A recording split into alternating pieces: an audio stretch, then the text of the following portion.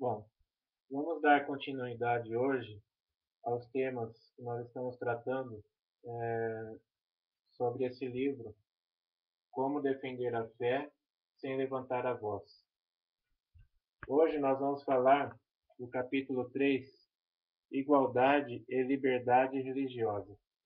Esse capítulo ele continua na mesma linha do capítulo anterior, quando nós falamos sobre homossexualismo e contracepção. Então nós vamos dar só uma passada rápida nele, porque há muitas coisas repetidas, né? Então, primeiro vamos, conforme segue o livro, né, para as perguntas desafiadoras, que são aquelas que requerem as respostas da igreja, né?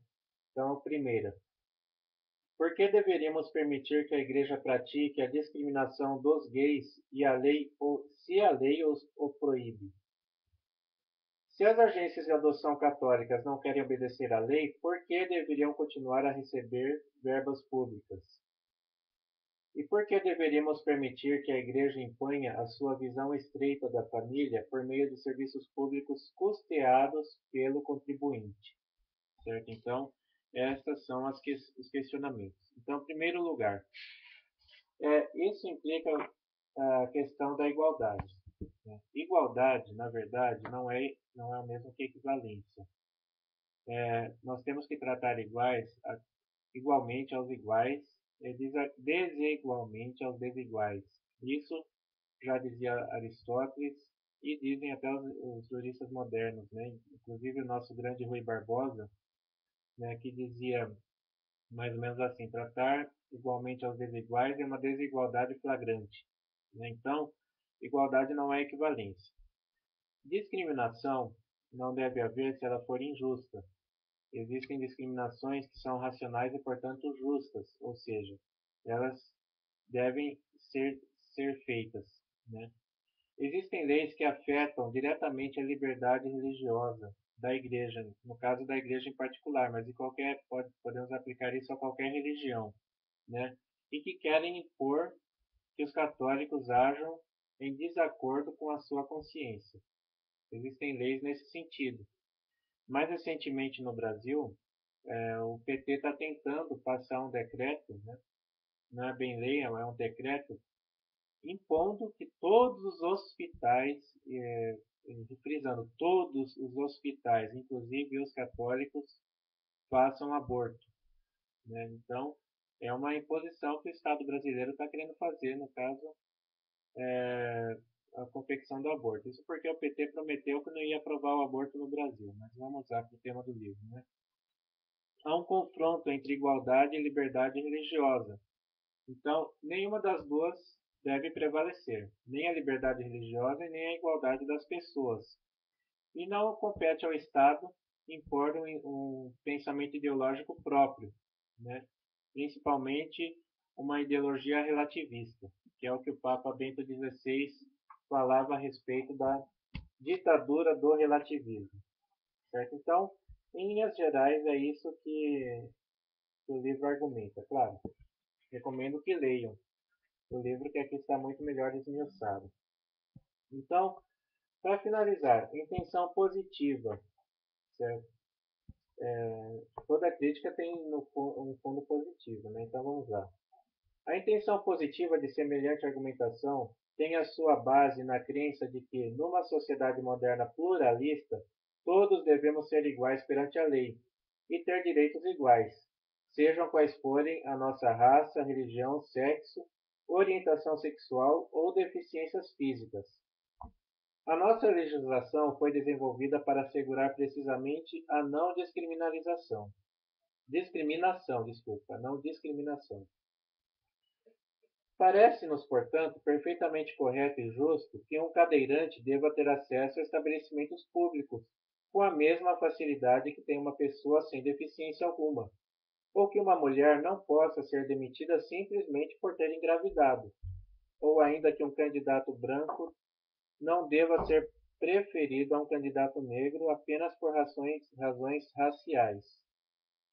A intenção positiva por trás da oposição tão criticada da Igreja à adoção de filhos por casais homossexuais faz apelo ao princípio cristão nuclear da igualdade de dignidade e valor de todo o ser humano, bem como a tarefa histórica proposta pelo Evangelho de emancipar todos os marginalizados e excluídos. Então, colocada a intenção positiva, né, vamos ver aqui o pensamento vigente, né, que está por trás dessa intenção positiva. Então, o que diz o pensamento vigente? A Igreja Católica, como todos os outros grupos cristãos, tem uma visão retrógrada, homofóbica e irracional do homossexualismo, o que a faz totalmente avessa aos valores progressistas e liberais de tolerância. Usa o seu poder e recursos para fazer lobby junto do governo e adquirir o privilégio de desobedecer à lei com o objetivo de continuar a promover a homofobia. Todas as organizações devem trabalhar dentro da lei, e organização nenhuma, especialmente se for beneficiária de verbas públicas, deve ter carta branca para promover visões intolerantes e segregativas ou discriminar a minoria gay. Então vamos reenquadrar esse pensamento. A Igreja Católica é um dos principais defensores da igualdade e dos direitos humanos e sustenta que ninguém deve ser submetido a uma discriminação injusta. Porém, não reivindica o direito de discriminar, mas de que haja equilíbrio de liberdades numa sociedade moderna e pluralista. A necessidade de haver grupos que tenham a liberdade de formar organizações e dar testemunho das suas crenças. É preciso considerar com cuidado de que modo as leis são redigidas para que se possa preservar esse equilíbrio. A Igreja não deseja estar isenta de obedecer à lei, apenas pede que a lei seja implementada diferentemente para grupos diferentes, como já acontece com muitas leis, a fim de que se preserve um bem maior. Uma sociedade civil saudável depende da liberdade de que organizações religiosas e seculares com valores consistentes criem e administrem instituições que promovam esses valores, contanto que não infrijam os direitos dos outros cidadãos. Então, resumindo as mensagens centrais. Né? Então, primeiro, o princípio moderno da igualdade tem as suas raízes no princípio cristão de que todas as pessoas têm igual valor e dignidade. Esse princípio esteve nas bases da abolição da escravatura e dos movimentos dos direitos civis das décadas de 50 e 60.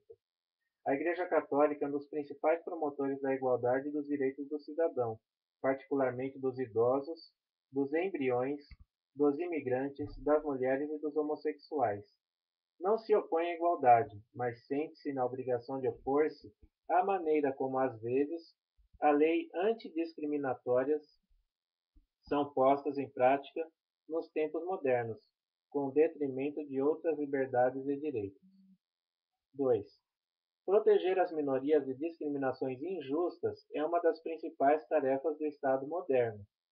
Essas minorias estão plenamente sujeitas à lei, mas a lei deve tratá-las de forma diferenciada. 3.